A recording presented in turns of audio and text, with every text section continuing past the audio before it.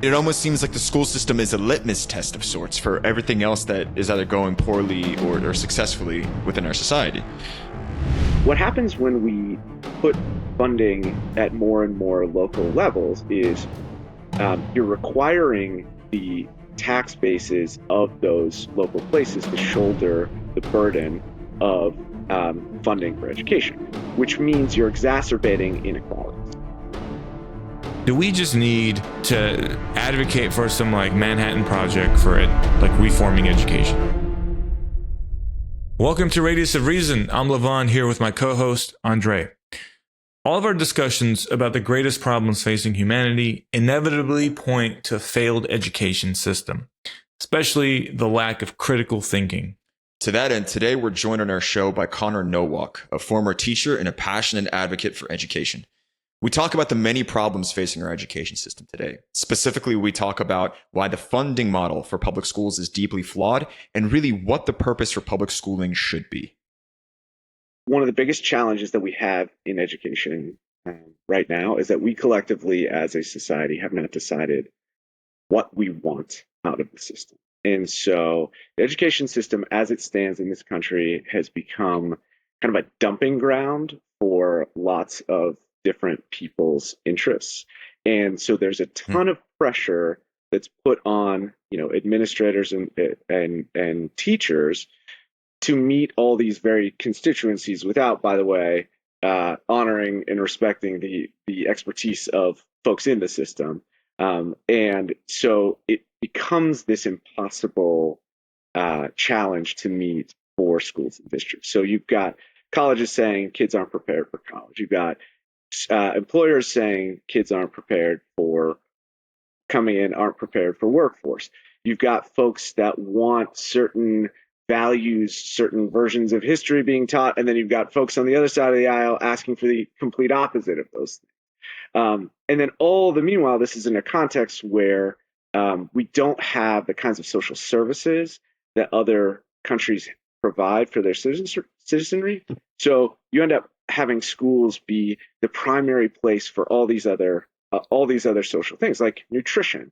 A lot of kids eat 2 out of 3 and sometimes 3 out of their 3 meals a day at school. You have, teachers playing the role of mental health advisors. You have kids like, early childhood in particular is childcare. Pre-K becomes childcare because we don't have a lot of these other systems built in place. So schools are just the catch-all for all of the problems that we have, the other problems we have within our system, and it's impossible for schools to meet that challenge because it's impossible for schools to meet these challenges while also simultaneously facing for teachers, let's say, one of the front lines in addressing these problems, completely like unreasonable salary expectations for somebody that is kind of hired on to, yes, teach and educate, but also to serve, as you said, as a counselor, as a parent figure, as a potential like psychiatrist, all while making maybe $50,000 a year. Yeah. Yes. So from like a system standpoint, is that where we want to kind of start and look at the funding? Like how much of the problem would be solved by more funding? Hey guys, if you're enjoying this episode, just a quick reminder to like and subscribe. We also love hearing from our listeners, so leave us a comment. Yeah, it's a good question. So I think like there are different ways to measure this, but U.S. spends about 5% of GDP on education, and that's pretty in line with other OECD countries. So in terms of the overall number of dollars being spent, I don't know that we necessarily need to spend more, but what I would say is the way in which we're spending money contributes to a lot of the challenges. So course, we have a very state-driven state-driven funding model for education. So what that means is that in any given school district across the country, about 8 to 10% of their funding comes from the federal government, whereas about 40 some percent comes from state government and 40 some percent comes from local funding, primarily through property tax. And so that's not the case in other countries, particularly countries that have higher educational outcomes than we do.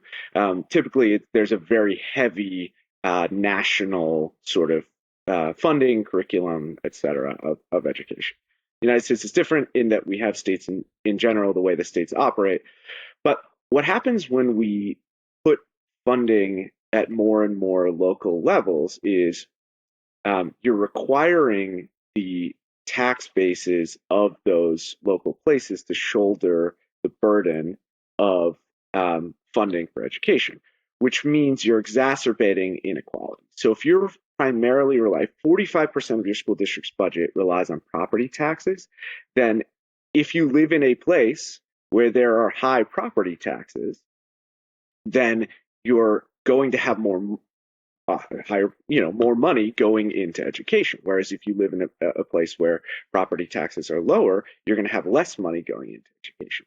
And so you end up with these districts where they're, the places where property taxes are higher, where local funding tax bases are higher, tend to be the places with more opportunities outside of school for kids to learn.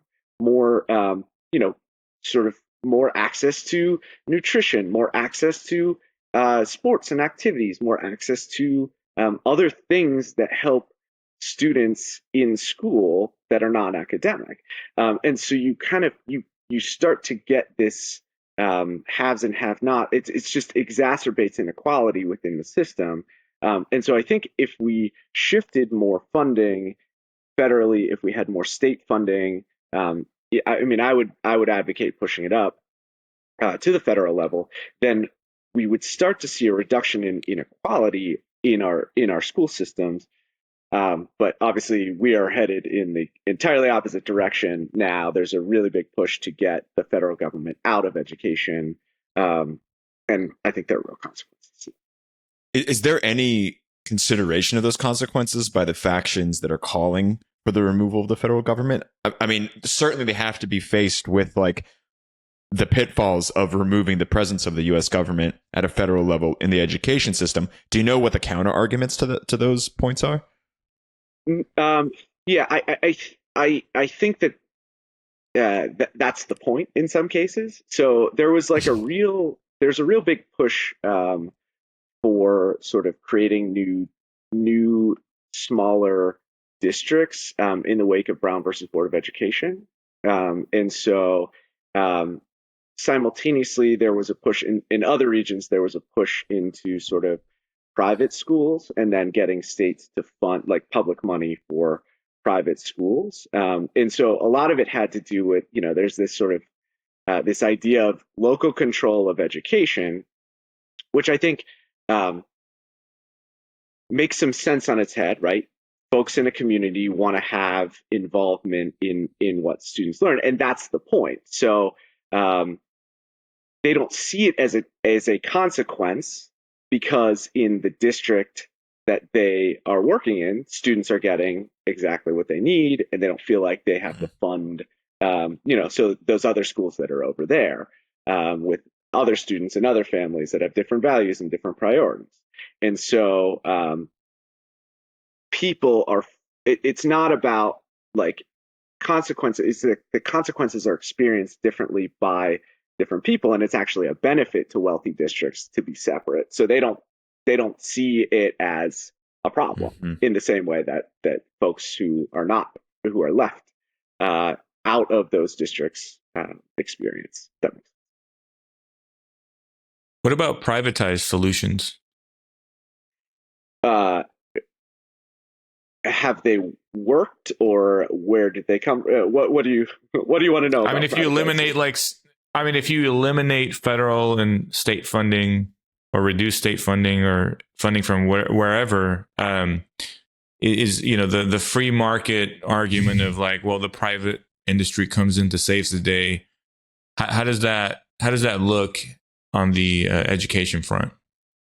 Yeah, so I mean, I think there have been a number of attempts to introduce free market principles to system of education, and I think that largely they've either been sort of outright failures or have just increased inequality in schools. And so there are a couple of examples of this. One is like voucher programs. Louisiana was a big state that did voucher programs. There's a whole system. They wanted, you know, basically public dollars to follow the students, so that if students decided to go to public schools, then the public schools would get those funds. And then if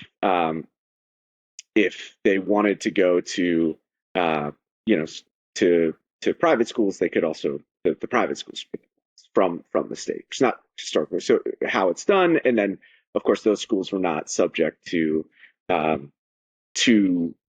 the same accountability measures that public schools. So what they found was that basically students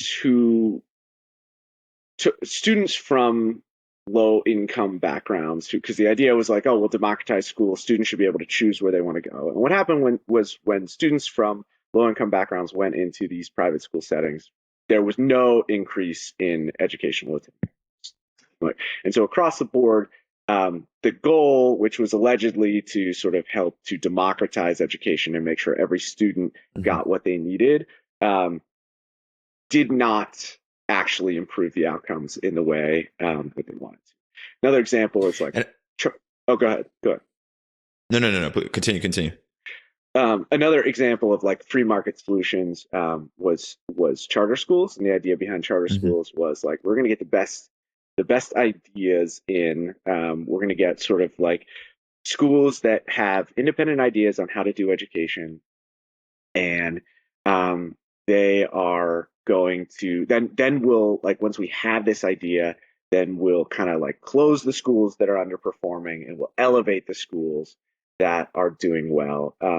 And charter schools in and of themselves are doing about as well as public schools. So it wasn't, you know, so the idea of like, are charter schools a failed idea? I don't think bears out in the research, but the idea that the free market would take over and all schools would be elevated by this system of like closing some schools and opening other schools just didn't play out.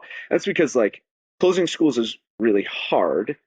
Parents are not making the choice to send their students to schools based on this factor of are the schools doing well? Oftentimes parents are choosing schools because they're convenient. Because the schools are located close to their house. They're choosing schools because they like the people that work there.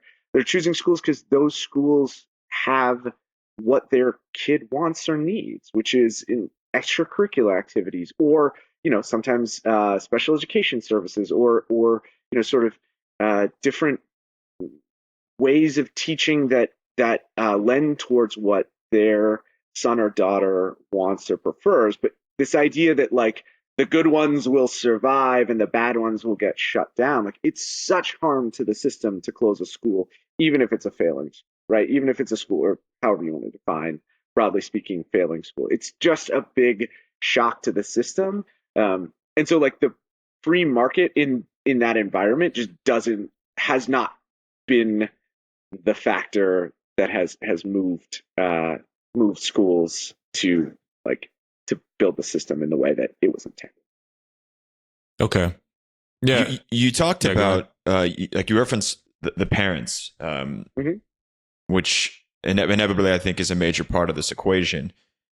How much of a role does this household play in success and education outcomes? And as a caveat to that, if we're talking about increasing funding from a federal level or mandating increases at the state level, would it resolve?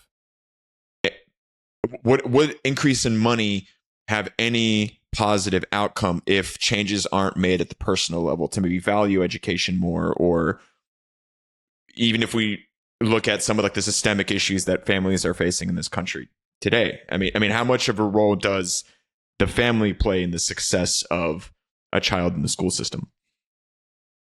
Yeah, it's an interesting question. Which I feel like I just gave like such a huge conservative dog whistle, which in no way is that like the intention. No. So yeah. So I mean, I think that like the reality is that a very high percentage of educational outcomes are predetermined prior to students entering school, and the factors that predict, not that these are set in stone, but the factors that historically have predicted how well students will do in school tend to be, are your parents educated? Are your parents wealthy? What neighborhood you live in, experience of adverse childhood experiences, the sort of common measure of trauma. So a lot of these things are kind of baked in prior to students going to school, but that doesn't mean that they're unchanging. So if we want to focus on family, one of the biggest interventions that we know works is pre-K. What's interesting is Tennessee did a study a couple of years ago, it might have been like 10 years ago, where they introduced universal pre-K, and they did a study of pre-K, and they said, like, do students who go into pre-K have higher academic, outcomes later on? And what they found is in kindergarten, yes, but by third grade, those academic outcomes were erased.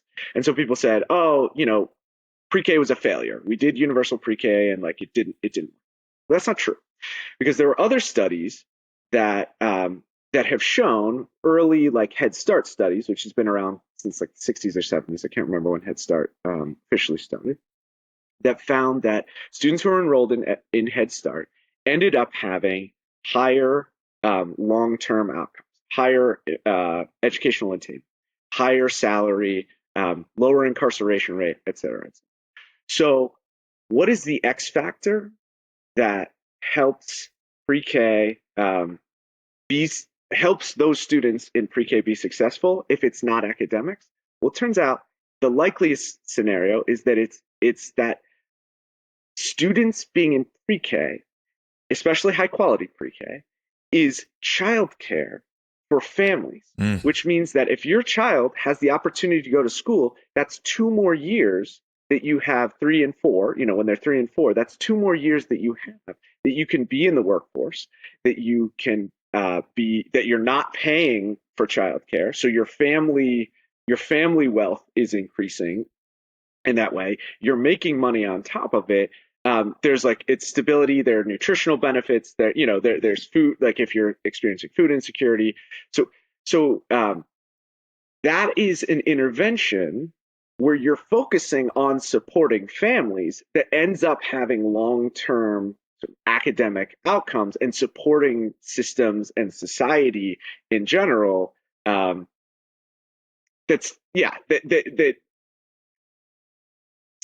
I guess that answers your question of like, Can we focus on how much do families have an impact?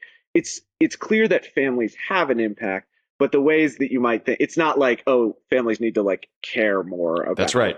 Yeah, that's right. That's not like that's not the thing. And I think that is the dog whistle I was talking about, right? It's like, oh, the responsibilities because the parents don't care. But I think your reference to the Tennessee study is interesting because it does, to me, underscore that there's so many other things at play, maybe on a level of, for lack of a better word, American society, or how we've chosen to organize some of our social structures, institutional structures, where, if you have out of control inflation, everything is expensive, parents are struggling to make ends meet, of course, that's not going to have a necessarily positive impact, both from like a developmental standpoint, but also an educational outcome standpoint on a child.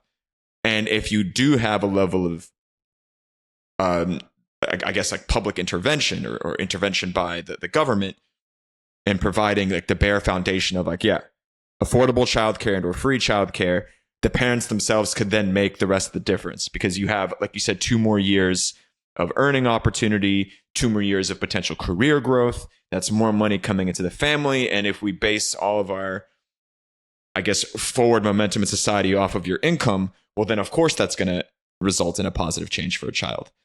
And that's why I think I get so frustrated and pissed off at the arguments that like, oh yeah, everything's fine with the school system. It's like, it's the parents who are somehow morally failing because they're not. I don't know who makes that argument though, Andre. Like I'm strawmanning a conservative. I've ever heard anyone say everything's fine with the school system. Well, but you're not wrong. Like, yeah, you want the wider kind of context to be more stable and hospitable toward just kids going to school, learning, having fun, not worrying about all this other shit. I mean, it almost seems like the school system is a litmus test of sorts for everything else that is either going poorly or successfully within our society. Sure. And I think it's important to try to highlight some of the interconnections. And I think, Connor, you did a great job with some of the funding that's tied to like property taxes or, the school funding at the state level. But I guess, when you're in the classroom, maybe we kind of shift towards that aspect. I know that there's also funding based on performance metrics that's tied to, testing performance in particular. So could you talk to us about that and some of the perverse incentives there? Oh boy. Yeah. And I will say some of this has changed. Well, COVID was an entire disruption to the education system, and then all of the sort of battles that followed were really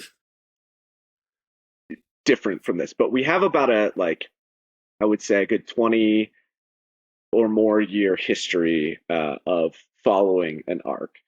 It really kind of was codified in No Child Left Behind, which is 2002. And so the idea behind No Child Left Behind was like, hey, if we're funding schools, there should be measures of accountability. And we have a responsibility to get every child to a certain baseline and then, raise the ceiling for other students, for all. But at minimum, every child should be at a baseline. And if you're not doing that as a school system, then, there should be consequences for that.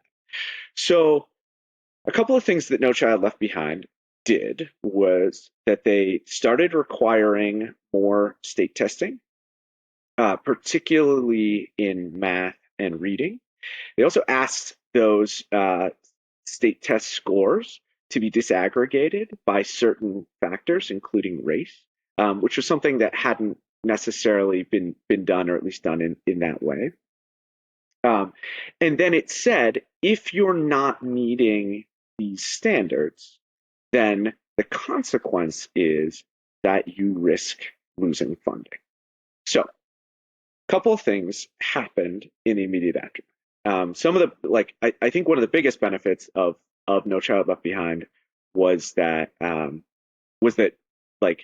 there was finally some attention drawn to the fact that different groups of students learn differently, not learn differently, but are sort of performing differently based on historic factors. So you started to see some focus on people started talking about the achievement gap. Some people don't like that term. They talk about it as the opportunity gap, which I think both are true. But you sort of you start to see hey, why are students in the same school of different races performing?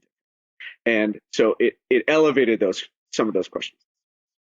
And you saw some schools, typically schools that kind of had the resources, but just needed a little realignment, start to get students. You saw a flurry of schools get students above achievement levels.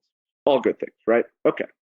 But then that system sort of assumes that the schools that all schools needed were kind of a kick in the pants to get to get school to get like, and that was obviously not true. And there were schools that had significant funding problems, that had like just all kinds of other problems that were preventing them from getting to where they needed to be. So the irony is, I mean, it's just kind of interesting. The irony here of No Child Left Behind is that if the schools are performing bad, you go out of your way to make sure they're left behind, right? Like, I mean, that's in practice what happened, is that schools then started to lose funding, so in order to, and there was long time frames, so schools adjusted, and so they said, okay, we can't lose this funding. So what they did was they doubled down on math and reading at the expense of science, social studies, and arts, right? And so turns out in a lot of cases, like science, social studies, and arts are the things that kids love about school, and they tolerate, sort of reading math. There are plenty of, I loved math as a kid. I also love the arts, but like there are plenty of kids that like those things, but they also turned reading and math into like engineering problems, is how I call it, right? So we kind of like the standards that were set during No Child Left Behind made like discrete these individual pieces of knowledge that had to be achieved on tests. Okay. And so what teachers and schools were doing were they were hyper focusing on these individual pieces of knowledge so that kids could pass the test, because that's the way the standardized tests were written. And so like one of the standards, for example, is like kids have to learn the main idea, right? Main idea of a sentence, main idea of a passage. So you end up like having schools, because this is what the tests were asking, this is the way the tests were designed. You have schools, instead of like reading a novel and having a discussion about all the things that happen in the novel, including what the main themes were, the main idea, you took learning reading into like a passage and then going like, okay, well, what's the main idea of the passage? There's no joy in learning to read a passage in the way there is in learning to read, the beauty of things like Romeo and Juliet, or, The Great Gatsby, or Moby Dick. Well, some people hate Moby Dick, but you know what I mean? Like learning and appreciating the value of some of these great texts got sort of, the word I use is discretized, like made discrete, in order for schools to pass the test. Well, turns out that sucks. No one likes to learn that way, and no one likes to teach that way, honestly, either. But people felt that they had to do it, and so you took all the sort of great things about education, and you put it into like you took them away, and then you focused on things that kind of suck for the purpose of passing tests. And there were really high stakes. Go ahead. And there's more to the story, but go ahead. Yeah. No, I just want to zoom out and kind of take a systems like perspective on this. The No Child Left Behind was interesting in that it actually identified a very important leverage point, maybe the key leverage point, which is the goal of the system. It tried to change it, but it changed it in a very counterproductive way by focusing on the optimization toward just some very narrow metrics, which don't capture all the things that we care about. And so I think in any system, if you're trying to optimize for one variable, you're going to do that at the cost of other things. And although the previous goal being more of an ambiguous kind of goal, although it had its flaws, maybe because it is more difficult to measure, it, by virtue of not being so narrow, actually produced better outcomes. And I think also to Connor's point he made at the start of the show, I don't know if we've ever decided collectively as a country what our intended outcome of the education system really is. I mean, are we just trying to produce people that are going to make successful, good workers? Are we trying to enlighten a population so that they're better able to handle the existential questions of life? Like, what is the real intention of the education system? Are we just trying to promote literacy or basic like mathematics skills? It's I think that in itself is also a problem that I don't know if it was ever effectively addressed. Well, it was a factory model, right? Is the origin of the U.S. education system, or the principles behind it. Yeah. Although I will say, so that kind of like, I will say a lot of what impacted sort of modern education in the last like 50 years, maybe more, is this idea of like that America's falling behind other countries. Okay, and so I think It's Cold War mentality. Yeah. Well, exactly. The Russians put Sputnik. What's the matter with us? They're getting ahead. Communism's going to win if capitalism. So these were real animating forces, and so that's why I think you hear a lot at the federal level about like the need for more students. Like we need to focus on STEM, because we risk it's a national security risk. We risk falling behind, again, in the 80s and 90s, like it's the communists. But, you hear, I mean, even like when there were a couple states of the union when Obama was talking about like falling behind China in cybersecurity and automation, like you hear it from both political sides. They treat education as a national security risk. That's probably true. But a small percentage of students are going to, in the education system, are going to go on to become, to work for the NSA, right? So, you kind of like, yes, I hear the point, and I think I can get behind it, right? That's your incentive as a federal government. But then I think you sort of like designed a system around that in many ways. But that doesn't serve like who are our poets, who are our musicians, who are the folks that are creating beauty in a society, and is a society that's all geared towards engineering like a full society that we want to live in. I don't.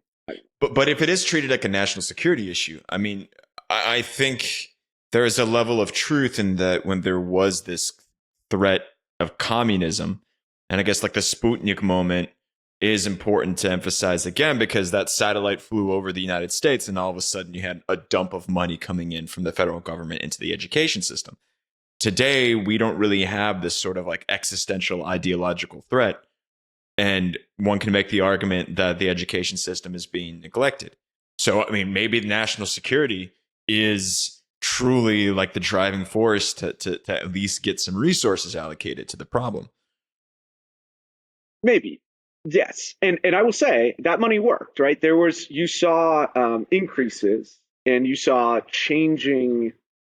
like energy around education reform in that time. Mm-hmm. But if your energizing force is around one set of things that education can offer, then you lose the opportunity to you'll just grow in that direction, right? And maybe that's. I have questions about whether national security is the only thing that we want, that we want to focus our education system on. Well, I think it leads to the same kind of optimization for like STEM type of things, right? Like, and yeah, I mean, you just need a more coherent, like diverse society to function like in the long run, right? Like, maybe in the short term, like, yeah, there's a boost towards like military capacity and surveillance and whatever you need. But in the long run, like, I mean, we want some of the arts. We want people to be educated about our government, right? We want people to have some philosophical ideas about what they value and what the point of life is and all this shit. And so, yeah, I think you have to be very careful with that big leverage point of like, what's the goal of the system? And so maybe let's talk about that a little bit. Like, if you are designing the education system from scratch, what are you trying to do? ultimately, because there's a balance, right, between creating productive members who have like some genuine like skills that they can use to contribute, and then people that, actually have some philosophical insight. But yeah, I don't know. Like, how do you get that balance? Yeah, I think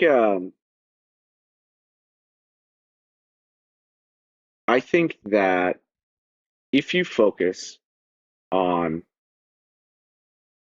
creating an informed citizenry, and I can explain what I mean by that, and two, uh, if you focus on sort of critical thinking skills, those are the two most important functions of education. And that's what I would sell out, right? So informed citizenry is like, and there's overlap there, but I think like if you're a government's the role of government is to ensure the success of the citizenship, right? The citizens that live in the country. It's to sort of promote the prosperity of the nation. And so I think like having folks understand how that all works is like really important. Understanding historical context, understanding sort of shared and common values are really important to having a society that works. Because and I say that in opposition to the idea of having school be a place for workforce training. Because not to say that like our economy doesn't need folks that are trained and skilled, but we also recognize that like there are many more people who go through education that don't end up in the workforce, and that's okay, right? We shouldn't value someone's worth in our society based on their economic productivity. Otherwise, people would never retire. Otherwise, people would never have kids. Otherwise, people would never become caretakers. Like we have all these roles in society that aren't producing economic output. But Connor, aren't you describing exactly what we're facing down right now, where we are seeing declining birth rates? We are seeing a complete lack of adequate care providers. We are seeing people deferring retirement further and further. Yeah, I mean, yeah, I think those things are happening, and I think it's partially because we have placed a value on productivity and we don't have systems to support people who are not contributing economically, right? We have not set up a system, so that's what people are forced to do. So I agree, but I think it's because we have such an emphasis on like education should get you to the job that you're going to do, and yeah. And then the critical thinking aspect as well. Like you said, there's some overlap. And what do you mean by critical thinking? So what I mean by that is that I think there's a real push to like make education like useful, and I think that kind of misses the mark, because the world that students will, like first graders, kindergartners today, will graduate in is vastly different from the world that exists today. And so I use the example of this is kind of like a workforce thing, but like I graduated from college in 2009. Like the number one job that folks, I don't know if it was actually number one, but in my circles, a lot of my friends were going on to be social media managers. Social media didn't exist in earnest, prior to 2004 was Facebook, and even then it was like a college thing, right? So had we in kindergarten decided like we need kids that are going to go on to be social media managers, that didn't exist. It wasn't a construct we knew. And so how you prepare So then the function of education can't be to prepare kids for the world today. It's to give give young people a set of skills to be flexible and adaptable to a changing world. And that's where critical thinking, I think, really comes in. And so it's like, I was. How do you teach that though? How do you? I mean, like I think it gets thrown around a lot. That's why I want to kind of press you on it. Like, how do you teach that particular wide skill set? Yeah, so it's I think the way you teach it is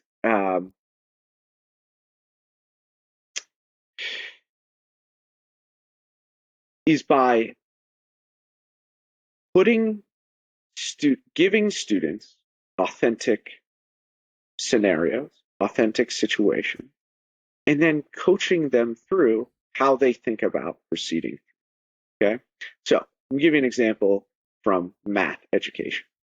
It has been determined, for example, that the quadratic formula is something that is important for students to know. It's in our standards. It's in, so it's something that's taught. And the way that it's often taught is here's the quadratic formula, and here's how it works.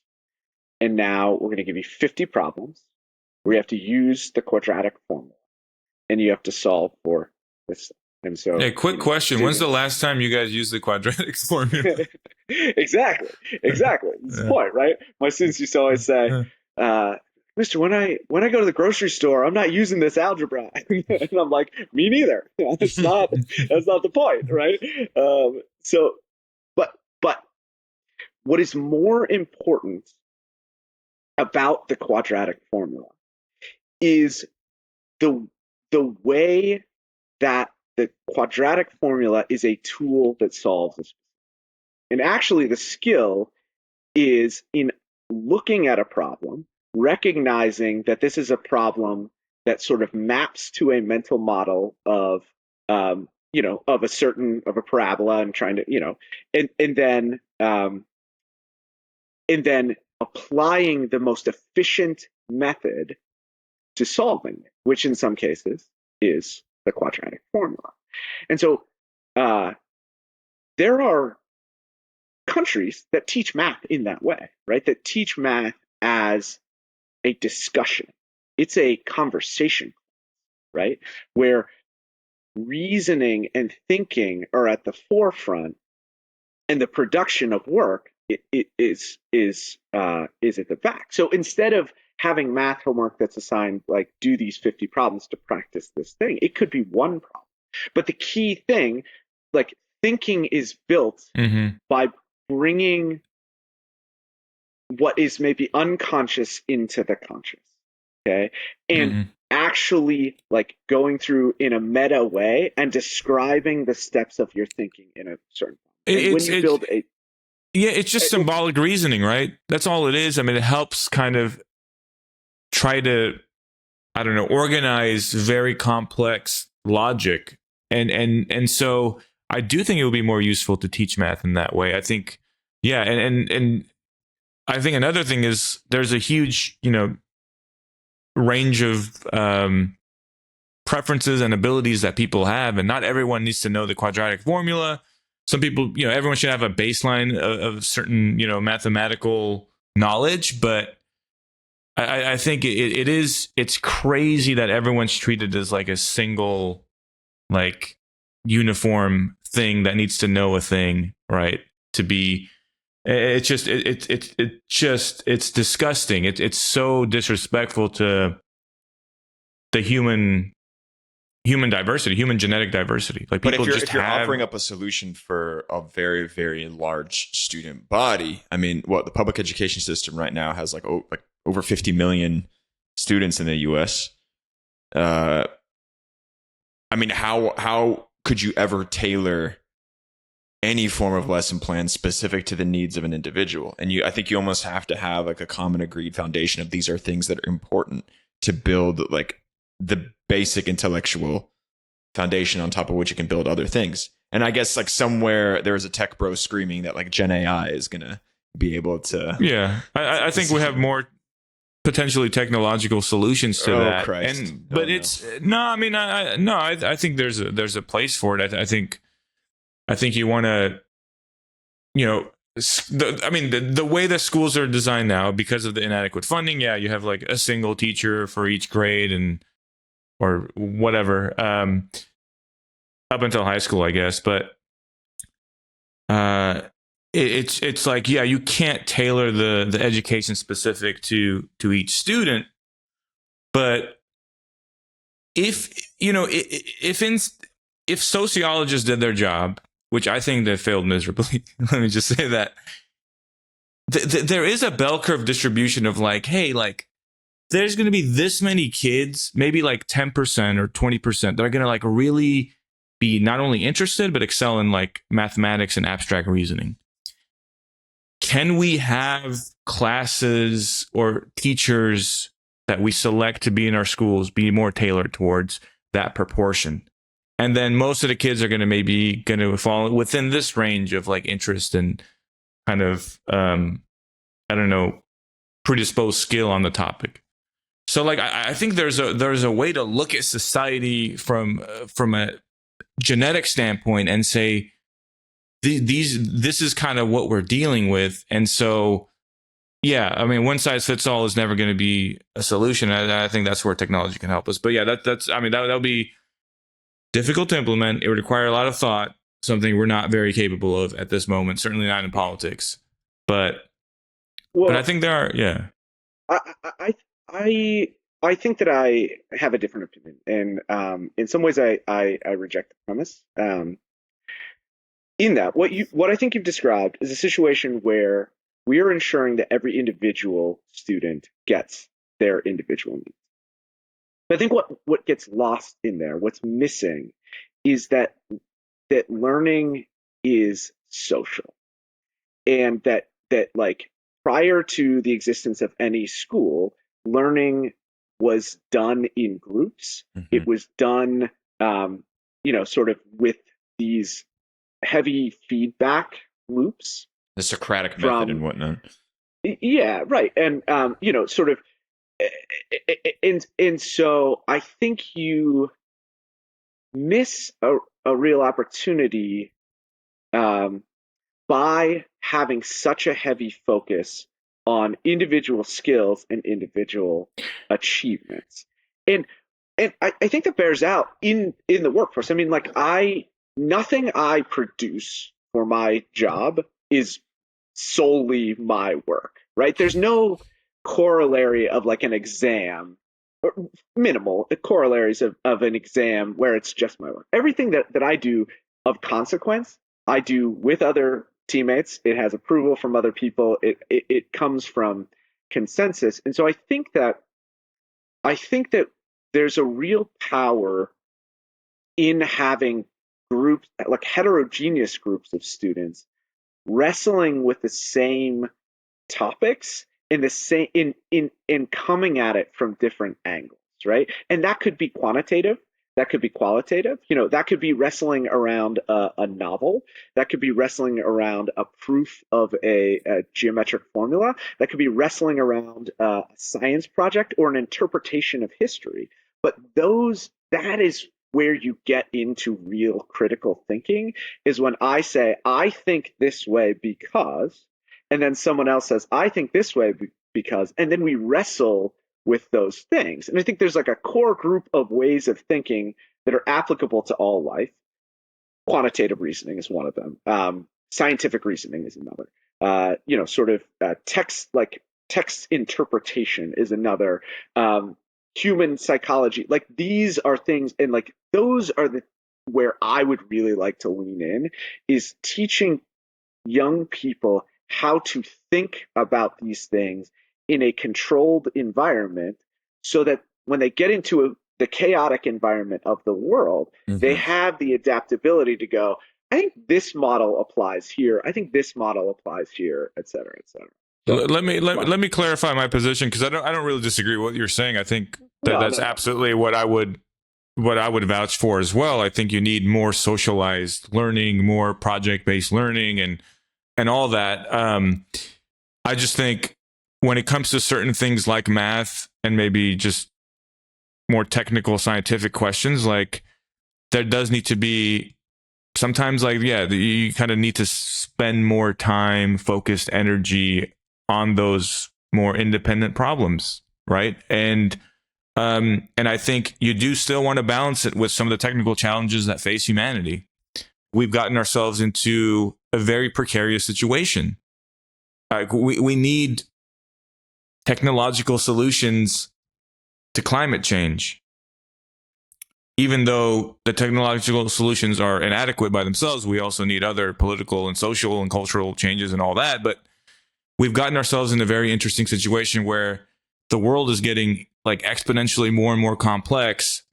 And I do think like there are just some people that are more adept at the abstract kind of technical reasoning that's required to solve these problems. And I think you still want to get that out of students, maximize that in schools. And that means, you know, the way you structure schools, yes, there's a foundational knowledge that everyone should have, and it should be very socialized, and you know, everyone has to have that basic level of critical thinking. I think philosophy should be mandatory at every grade. I think systems thinking should be mandatory, things like that. But I think you can still have some some personalization in the way things are taught, and certain kids might have certain preferences, and yeah, I think you can focus on those if you have the resources, and that would be, I think, more ideal for a society. Because, I mean, just look at the impact of AI economically, culturally, like that. There's very few individuals that are responsible for this, and so it's from that standpoint, it's like, okay, any country which doesn't try to bolster those kind of aspects in their citizens, or a subset of their citizens, like, they're going to be at a huge competitive disadvantage. And we can talk about, like, in the long run, what that means.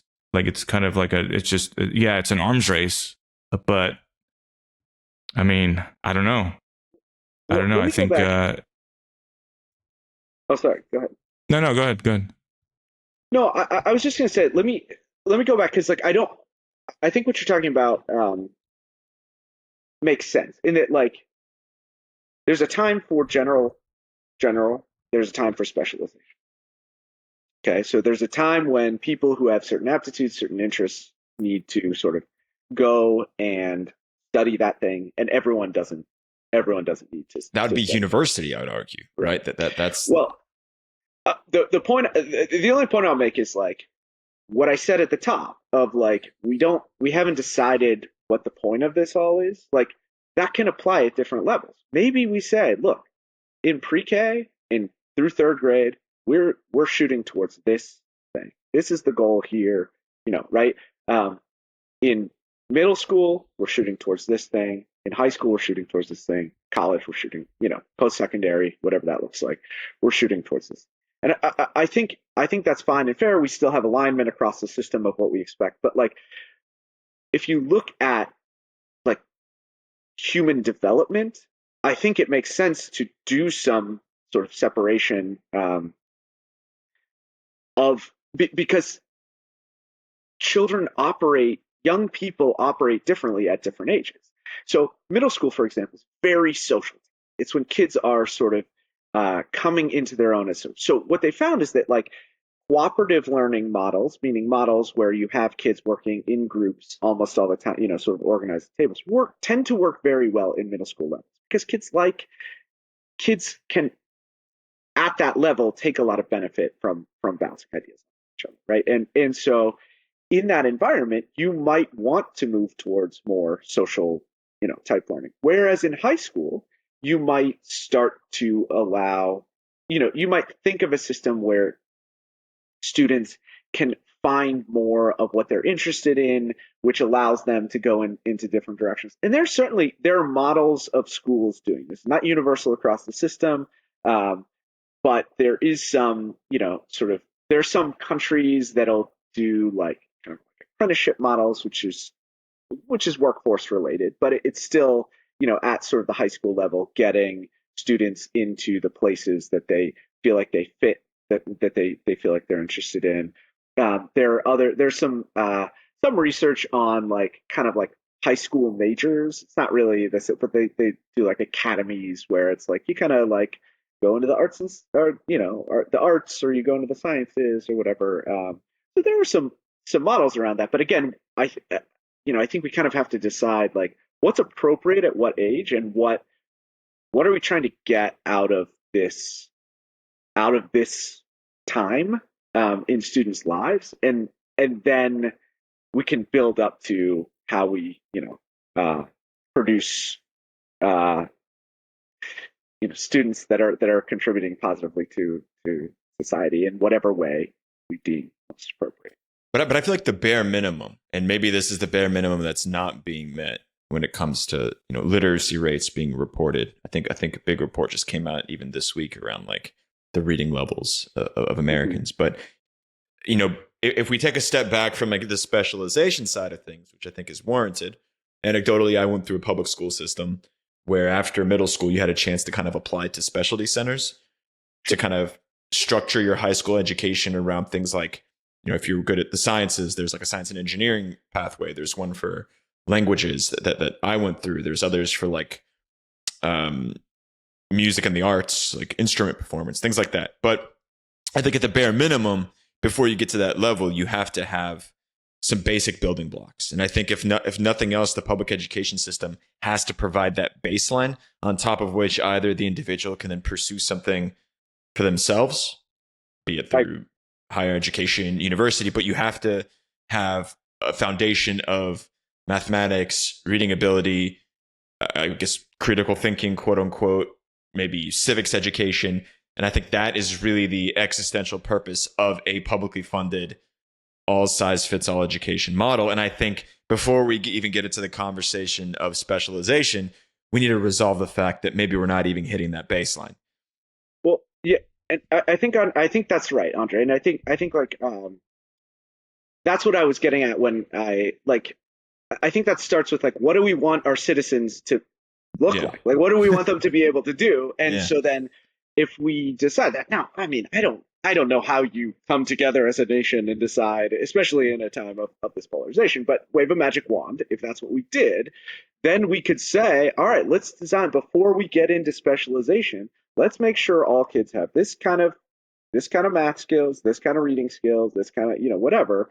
And then that's what makes, that's what we expect of you to be a citizen here. Right. And then beyond that, you can, when you get into workforce, when you get into your interests, your passions, you can go in all this. And I'll say, I do want to acknowledge, like, there will be some people, obviously there are folks with disabilities that like won't meet that, and there's still a place for them in society. I don't want to like say like, oh, you didn't make the cut. Like, I think it's important to name that we have a lot of folks here. There's a big. Connor, who do you think should be leading these discussions? I guess if we're looking at it from a policy level, it seems like with some of the narratives in the present administration, young as it may be, there is a focus of like maybe tech leaders have a warranted place to lead discussions because they're so enlightened. They've been able to create these massive successful tech companies. So therefore, maybe they should have a say in how our curriculums are developed. Some factions may argue that religious institutions should be playing a role in shaping this kind of like public consensus over what the purpose of education is. But in your view, what are the levers of influence and aptitude that we should be pulling on to help structure this kind of ultimate decision of what we're trying to achieve in our public education system? Who should we be talking to? All right. So here's the answer. I don't know how to operational, but like, if you're designing a system, you should talk to those most effective. So the answer is students, and the secondary answer is family. Now, there are lots of students at lots of different ages. And so I don't exactly know the mechanism by which one would be surfacing all of these things. Some like Montessori on steroids. Yeah. Yeah. But that's actually like valuing. So you have to start by valuing the voices of the people that are most, and those are students. Now, there are other folks that have takes, that have perspectives. Obviously, there are experts that can say like, hey, if you want to be an engineer and you don't have calculus at this, like it's going to be really hard for you to, right? So there's a place for expertise as well. I would not argue that tech leaders are the ones that I would put in the hands of the education system, especially considering many are like, yeah, you don't even need to go to college. Yeah, right. So not that college is the end all be all anyway, but it helps to have an emerald mine in your family. That's... Yeah, right, exactly. But I do think that like. I do think that the real answer there is like you gotta start with the people. It feels like a cop out answer because like I don't know how to operationalize that. But that is also why like I think what you've seen happen in a lot of countries is a strong national, like sort of not top down necessarily, but you've seen a federal government influence in setting the tone because that's the place where you have the most power to affect change. So at some point, like again, like you have to have a federal government that is responsive to the needs of the people experiencing the problems, or the solution, whatever you want to call it. But obviously, in the current administration has shown a desire to not play that role, and there's a lot of energy around sort of local control. So I don't know how to do it. I think there are a lot of people that are a lot smarter than me, a lot better informed that might have ideas there. But I know the way that it's worked in other places is the federal government has said like, hey, we gotta take responsibility for this, and we gotta do it really well, and like we gotta kind of set the standard. And the federal government has all the levers to pull. They have the funding, they have the regulatory power, they have the ability to influence universities, they have the ability to influence state governments, they have the ability to influence universities, and like I don't know any other way to do it. Now, it feels weird saying that in the current political environment, but no, I think you're right, man. I mean, I think it is a federal issue because we live in a globalized society. I mean, this idea of like states' rights and like we need like a global baseline of like understanding of like, hey, like climate change is real. Like that should be taught in schools, and maybe that's one thing that I think we kind of overlook when we talk about what the goal of school should be. Yes, of course, informed, critical thinking, but beyond like basically informed about government and history and things like that, I think what are the things that we suck at right now as a global civilization that we need to fix? Like we are in a meta crisis. We need to come up with better systems for education. We need to come up with solutions to climate change and environmental catastrophe. We need to figure out solutions to AI, taking everyone's jobs. Like shouldn't, like, I think that should be part of the curriculum. Like, start thinking about that now, right? Like, kids, like, you want to prepare them for the future. Kindergartners to experience existential dread. I think you teach them. I think you teach them basic kind of tools like systems thinking. Not kindergartners per se, but start getting their feet wet with some basic philosophy. But like, yeah, I mean, I think that should be. I think like what is the point? Like, what do we want people to do? Right? Like we want them to solve the biggest problems that we have, and that takes a diverse group of people with diverse skill sets, but a basic understanding of like, hey, these are like the biggest fucking problems, right? Like, how do we coordinate? And yeah, I mean, there's not much done on that front. Let me offer a story which I think relates to what you're saying, especially because like you made a side comment about maybe not kindergartners, but I think we underestimate. I know we do underestimate from a curricular standpoint certain parts about kindergarten, but it's just really interesting game, I guess you'd call it. It's called I don't know what it's called, but I call it like the marshmallow and spaghetti stick. It's Classic spaghetti yeah. game. Yeah. Have you played this game? Do you know? Do you understand? No, I don't think so. But Okay. it's So it's groups of people, and you get like dry spaghetti, you get marshmallows, and you get masking tape.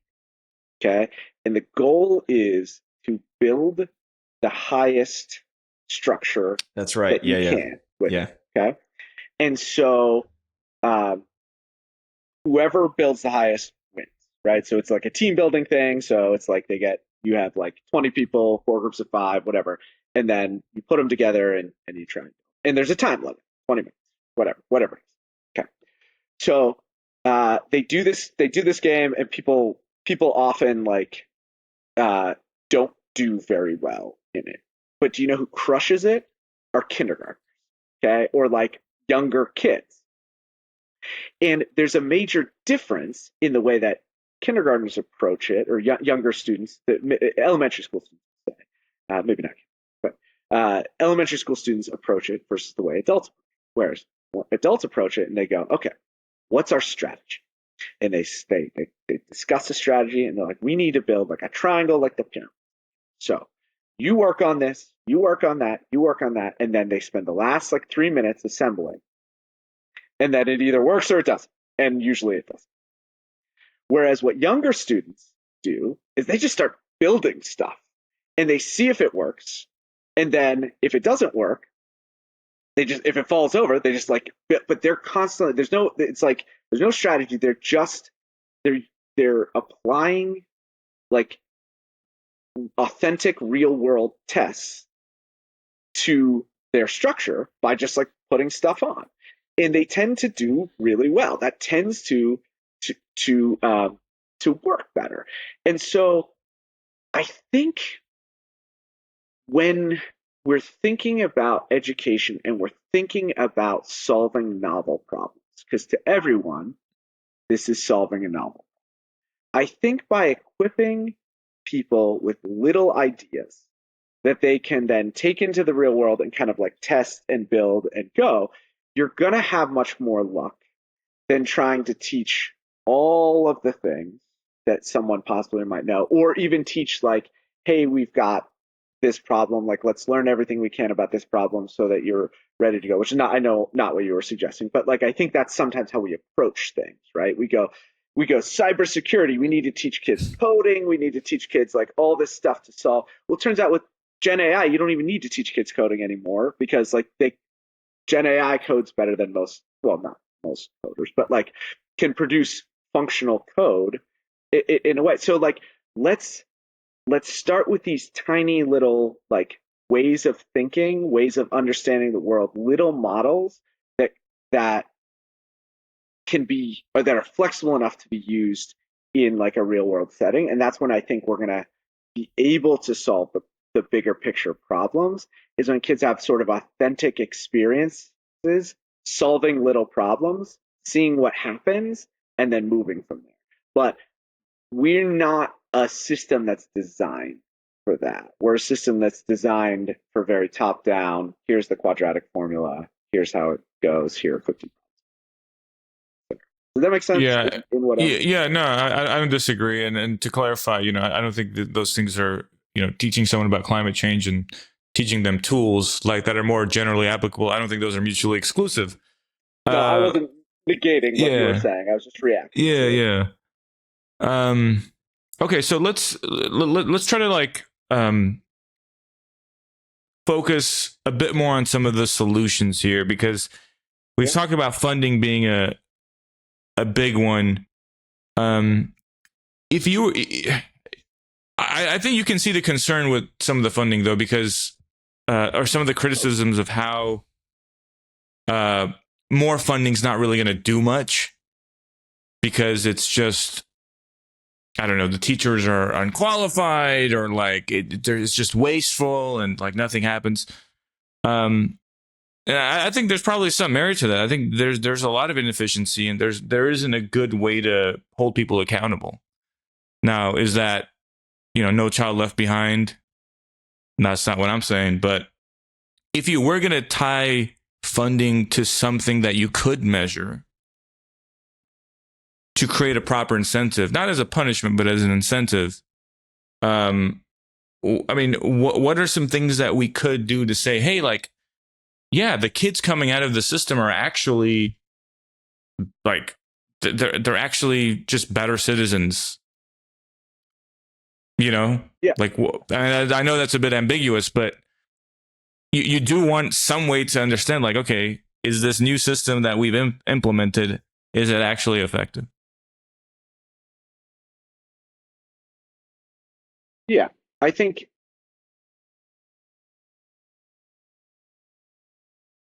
Or maybe you don't want to tie funding at all to any sort of measurable thing. Maybe that's just a no-go. I don't know. Not exactly. Like, look, I'm a data guy. I work in evaluation. I think there are ways of. I think part of the problem. I want to answer your question. I have another answer, but let me sort of go down a path here to what you just said, which is to say that I think the biggest problem is that what we are measuring is not getting at what we actually want. And so it's not a problem with the fact that we have tests. It's the way that the tests are. So, for example, one common example of what I think tend to be excellent tests are AP tests. Okay, and so AP tests are not. They have a multiple choice section, but they also have essays. And the way that those are scored is that you have a bunch of people get in a room, and then experts in the field, and then they read essays, and multiple actors, like multiple people, read essays, give a score, and then there's like a reconciliation process, a calibration, and then scores are determined based on, yes, the like, sort of the multiple choice, but also on sort of expert judgment. And those scores tend to be fairly reliable. They tend to be things that nobody squawks about. They squawk about the content in like AP history, for example, but they don't squawk about like the scoring in the tests themselves. And actually, tests can be really clarifying in helping to drive what is being taught. I think the problem is that AP tests are very expensive because they require lots of human intervention. That's why you have to pay for the test. That's why not everybody does them. And it's a very labor intensive process in the way that like state standardized tests are not. They're relying on multiple choice. So like exclusively, which is not inherently bad, it's just very limited in what it's telling you. And so when there's an enormous amount of funding relying on a source that does not give you the information that you actually want, then that's when that's when we start to see the problems that we're seeing with testing. So I'm not opposed to testing. What I would want to see is testing that is aligned to the skills that we actually care about. Okay, which means like the standards themselves are not bad. Although the second thing I would say is like I think that there are too many standards. So there was like a study done. I think it's been a while back, but they looked at like U.S. math curricula versus Japanese math curricula. Turns out U.S. math curricula tend to try and cover about 40 different topics in a year, whereas Japanese math curricula tend to do like 8 to 10 topics in a given, right? So U.S. obviously just focusing on breadth, whereas Japan is focusing on depth. Japanese math scores are far and away better than. And what I think of it is like it's like picking up 40 marbles and trying to hold them in your hand all at once, right? So you pick up a marble. Okay, today we're doing this topic. Put it here. This topic, do it here. Well, eventually your hand's not big enough to hold all those marbles, and so they fall. And the other thing that happens is that you can, the way that learning works, the way the brain learns is in sort of concentric circles. So you can really accelerate the process of learning by starting with a base concept that students understand really well and then building out from there. Works this way in vocabulary. You hear kids that have, once they sort of understand the jungle and the jungle system, for example, they know all these words to talk about the jungle. They know the names of all these different animals and plant species in the jungle because they understand the schema and they're able to attach things to it. So when you reduce, so in terms of how I would reform standards, I would say let's reduce the number of things that we're asking students to do, but have them do those things in a more deep and compelling way. And then we're going to accelerate learning because you're building the schema for students to then attach the next level concepts. But another thing that we have not talked about that I think it relates to funding, but is critical to the system, is focusing on teachers. And so, I am a former teacher. I'm very sensitive when people have bad things to say about teachers, because I think that teachers are some of the hardest working, most undervalued people, and undervalued financially, but not just financially. They're undervalued society. Yes. And undervalued as professionals. And there's a stat that I think is really important in understanding this, which is to say that teachers in the United States teach about 5.5 hours per day. So if you think an 8-hour day, that's majority of your time. It works out to be about 1,000 hours per year. Two countries that are held up for their education systems, Finland and Japan, teachers are teaching almost like half of that, or a little more than half. So about 600 hours. So about 3.5 hours per day. Okay, and so the question is, what are teachers doing in that other time if they're not teaching? Okay. Oh, and mind you, the pay is about the same. So what are teachers doing in that other time? Well, they're allowed to be professionals. They're allowed to learn and to grow. And so these systems in Japan, it's called like lesson study or something like that, where teachers are all going and observing teachers doing the same lessons over and over again. And through this process, they've discovered things like really interesting things, right? So imagine a math class where instead of focusing on 100 topics, or instead of focusing on 50 problems, you're focusing on one. What they found is that in early grades, something about using the problem 13 minus 9 is the best way to sort of teach subtraction from a double digit to a single digit. Why? I don't really know. I don't know that anyone knows. But because of the system that allows for teachers to be professionals, to do professional development, to observe one another, to focus on their craft, to get better at their skill, and not just like load up their schedules with lessons, with actual like performance, then they have created insights on things that and they've allowed teachers to grow and to get better, and have allowed the system to grow and get better in ways that we just don't save space for. So if we were to add more funding, what I would say is let's either hire more teachers or hire more, sort of adults to be in buildings that are doing non-teaching things for students, like letting students have more recreational time, or letting students have other outlets. It doesn't have to be all academic time. But the result of that is that not only do teachers get better at what they're doing, not only does the system get better at what they're doing, but then you also, in I would assume you also solve the problem of teacher longevity.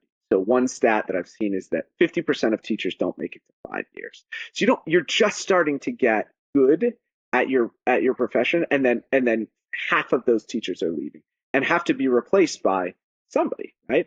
So if we assume that people are not just motivated by money, but we assume, as like Daniel Pink says, they're motivated by autonomy, mastery, and purpose, then what you're doing is you're allowing for teachers to develop mastery in their craft.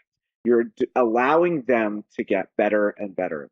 And I will say there are plenty of teachers that are doing this, but they're having to find time to do it on their own, right? They're not being incentivized, but they're doing it out of work. They're doing it, sort of as an extra, as an add-on. They're having to plead and beg their administrations to let them go to training and professional development. And that's fine. That's great for those teachers and the students that get to benefit from it, but it's not great for the system.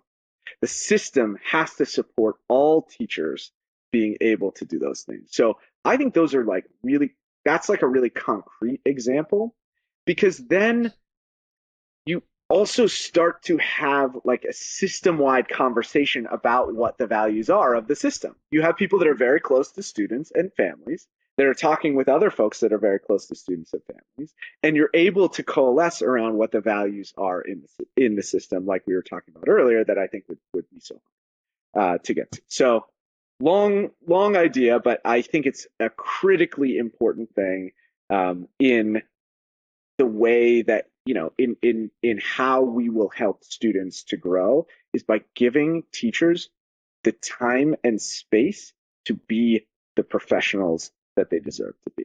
And other countries are doing this. We're not. Do you think there should be some exception for someone with like 10 years of industry experience to just come in and start teaching with like minimal additional education? Maybe like some basic, maybe like a class or two, but not having to get like a 4-year degree. Or I know there's been programs in the past like Teacher America or something, but it just seems like there's a shortage of teachers, and there's certainly a shortage of good teachers, right? And I know I'm throwing shade, but I mean, I'm just using my experience in school. Yeah. There was, for every good teacher, there was probably like 3 or 4 bad ones, at least. So, what also bugged me, and this is just like a pet peeve of mine, but like people that go straight to college and then start teaching with no life experience whatsoever, I think like maybe that's okay in certain regards, but like I think teachers, like I think they should be more than just like the knowledge that they're teaching. There should be like, I think our system relies almost entirely on the individuals that get out of school and go start teaching, because the chances of somebody leaving a lucrative career path, or a career path that is somehow rewarding to them, to go pursue teaching, to the point that was made at the start of the show, for a profession that is consistently undervalued, consistently criticized, overloaded with responsibility. We're relying on like the undergraduates that like get out of school and go straight into teaching. So let me respond to a couple things, which is to say, one, like to the point you're just making, Andre, like so teachers in the US versus other countries are actually paid on the higher end of the scale versus other OECD countries. But the difference is when you compare teacher salaries to other people with the same knowledge, right? So that's where in other countries there's more parity. More, if you're a teacher and you have a master's degree, you're making about the same as other folks who are. In this country, not even remotely. So if you have a master's degree and you're choosing between teaching, you're choosing to do so at a significant pay cut versus someone else with a master's degree. So, okay, so that's. But I think, to your point, like I think I'm not opposed. There are definitely models of bringing teachers in to from outside, from professional careers. I don't think it's necessarily a requirement, but I think it speaks to a mental model. In the mental model we have is that teaching is about having a deep understanding of the content that is being taught. And that's true, but it's only one. because I don't think we value the science and art, for that matter, of knowing how to teach. And that's something that I think is very important for us to teach. I think it's something that it is skills that develop over time. But let me give you an example. One of the things that I got much better at over the course of my time in teaching was understanding what students were thinking when they made a mistake. Okay. So that's a skill that, like, you look at a math, a student writing out a problem and you see it's wrong. So blunt, you go, that's wrong. But if you don't understand what they were trying to do or what they already know, then it really limits your ability to give them feedback on what to do next, and can also be really demoralizing to students when you just go like, nope, that's not right, try it again, right? So I got better at looking at a math problem and seeing, oh, I understand what you were thinking when you were trying to do that, so that I could give really targeted and specific feedback to that student on how to proceed. Yes, you got these things, but your error was in thinking this, right? That's a really sophisticated skill that you're not going to learn with 10 years in it as an engineer necessarily. You might. Some people But might. did you learn that in school in the 4 years of, so getting educated? I did an alternative teaching. So I didn't have that opportunity, right? I had to learn that on the job. And I learned it because, I took the time to observe other teachers that were doing that. I tried to do a lot of professional development outside, and you pick it up on the job. But imagine a system where those things are what you talk about at staff meetings, right? Because you have the time to sit and so imagine a math department at a school, and you've got a brand new teacher and you've got an experienced teacher, and they're sitting there and you're looking at student work and you're going, what do you think went wrong here on this student's work? And then a group of teachers are going, well, I think they did this, I think they did that, I think they did this. That is teachers developing their craft as a teacher. But and it's happened. It does happen, but it's not happening at the at the scale it needs to happen for teachers to feel like their job is that they're able to grow as a profession. In my opinion, because I swear, some of I taught 6 periods. I had 1 period off. That 1 period I had off, sometimes it was just for me to sit there with my head in my hands to decompress from everything that was happening. No fault of the students. It's just a lot sometimes. You know what I mean? It's just a lot to be on all the time. And so I would sit there for 20 of the 40 minutes that I have off and just breathe. And then I would walk and make some copies for the next thing. And then that was it. That's no time for me to be developing as a teacher. There's no time for me to there's nothing intellectual about that. Nothing that attracts people that want to grow, which is, I think, everyone for the most part is motivated by the ability to grow. But certainly for me, that was a big part of leaving, was I can apply my skills better in another place, because here I don't have a chance to think. Here I just have to perform all the time. And that's not a fun environment for anyone. So do you think we need Okay, so final question, unless Andre had something to add there. But if someone's thinking what can we do to start getting some real change to the education system? What would be the first thing on your mind that people can do, whether it's maybe looking out for politicians that are obviously maybe focusing on this problem, which I don't see any that are, to be honest, certainly none that are prominent. But, apart from, voting for someone who might have a good idea, apart from that, on an individual level, is there anything people can do? Or do we just need to, advocate for some Manhattan Project for reforming education? declaring it a national emergency to kind of have a concentrated effort. I don't know. I'm skeptical of a Manhattan Project because currently there's so much polarization in what people actually think should be uh, involved in education, as evidenced by the last 5 years of school board screaming battles about library books and mask mandates and whatever. I mean, people are just very, very far away. I do think,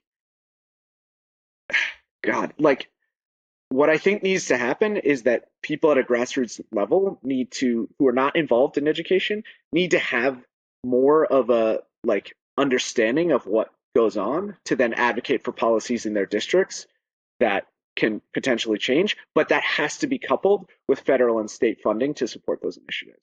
And so it's a really Pollyanna view, because that could lead to other there are lots of people already screaming at school board members across the country, right, about things that are not going to support education. But if you're asking for individual action, I think that's what's really necessary. And some of the things I've seen that I think are interesting are sort of schools opening the doors to community and vice versa, where people who are outside of education get a sense of what's really going on in schools and kind of see firsthand what some of the problems are, and are moved to work to work to change that or advocate to change that. I think that there's been a lot of mistrust of schools. Some deserve, some not. Much of it no, right? And there's been a lot of mistrust of the outside community from teachers, based on a lot of this sort of top down, nobody trusts teachers, all accountability, all. So maybe step one is we open lines of communication between school communities and sort of grassroots folks, and we start to get a sense of what is really happening, so we can at least come to a collective understanding of where we stand, as opposed to throwing out all these wild ideas about teachers teaching kids to be gay because they have a book on their shelf, or whatever the topic du jour that people are that are talking about in education. Let's get some of that trust built between schools and communities to start. Maybe, I don't know. I mean, it's daunting. It's especially daunting. Had you asked me this 5 or 10 years ago, I would have been very optimistic in some of the solutions I proposed, and I've seen I think a ton has changed, and it not for the better. But we have an obligation to do this and to do it well. And so I don't know any other way than to advocate for us to hey, people, find out what's going on in your school, and from a place of curiosity, not from a place of judgment. And if we can get to that, we can start to come together on solutions. It sounds far-fetched and overly optimistic, but I don't know any other way. I don't know any other way to do it. So school is very personal, and if we can leverage that for people and let them get involved in the schools that are in their area, then maybe that's where we can start to see eye to eye and start to push for some of these things. See how hard our teachers are working. See how broken some of these systems are. See how hard it is, when students learn in the environments that we've created, and the tests, and everything that we've created. Let's just get some visibility there first, and then I think that's where we can start to have movements for change. I don't know. Do you buy it? Yeah, I'm still going with the pro education authoritarian to do the job. Hey, I'm not opposed. I mean, look, I think, is it Singapore? Maybe there's some countries that are nope, here's what education is, and it's worked. I think it was Singapore. But it sounds like a Singapore thing to do. Maybe I'm conflating other behavior. Just North Korea. But if you put your gum under the table, it's prison for life. They will cut a hand off. I don't know anything about Singapore, so I can't. But I know they have good education systems, so Yeah, cool. Well, hey, man, thank you for doing this. This is really interesting. I think packed full of a lot of detail and nuance. Maybe we can check in with you when the Department of Education is abolished and see how, how you're coping. Yeah. I appreciate you exploring our half-baked ideas. So no. Well, no. I mean, honestly, like, I actually think that like everyone has been affected by education, but not everyone has the full experience of it. So I think it's important. Like everyone's been through school, and so they have some exposure to it. But I think it's important for people who have been in the system to be having these conversations, especially people who are out of the system, because people who are in the system are stressed. Like I think these conversations are really important to talk about what the actual experience is like, and like what we could do. We have to kind of circle around it. So thank you for giving me the opportunity to talk about it. Really passionate about it. I think it's so important for our society. So yeah, I've just enjoyed the opportunity. I don't know everything. I have a take, but I think if a bunch of people with takes and a bunch of people with half-baked ideas get on podcasts and talk for 2 hours about it, we're going to start to make get a full-baked idea. Yeah. Yeah, that's right.